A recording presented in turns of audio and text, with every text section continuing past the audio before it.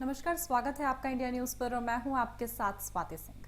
प्रधानमंत्री नरेंद्र मोदी ने अभी गुरुवार को मध्य प्रदेश के जबलपुर में एक जनसभा को संबोधित किया और जनसभा को संबोधित करते हुए कांग्रेस पर तगड़ा हमला बोल दिया।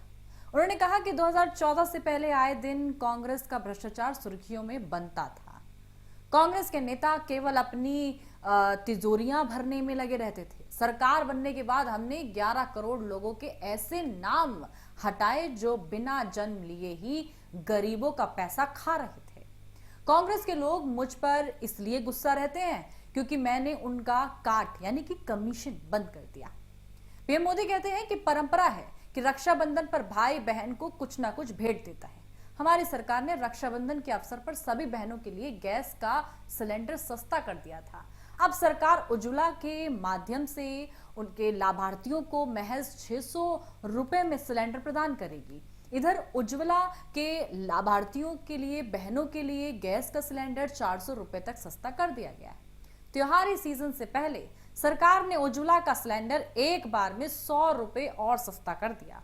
प्रधानमंत्री मोदी यही नहीं रुके, वो बोलते हैं कि कांग्रेस जिस तरीके से उन्होंने बताया कि मैं नौजवान साथियों को कुछ पुरानी बात याद दिलाना चाहता हूं। इतनी पुरानी बात प्रधानमंत्री मोदी ने अपने भाषण में इस्तेमाल की जिसका एक ना एक असर जनता पर जरूर पड़ेगा।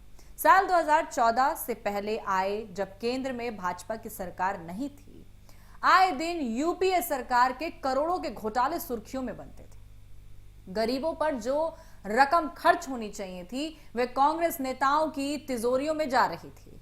सरकार बनने के बाद हमने उन भ्रष्ट साफ तौर पर व्यवस्थाओं को बदलने के लिए मुहिम चलाई और करीब 11 करोड़ फर्जी नामों को सरकारी दस्तावेजों से हटा दिया।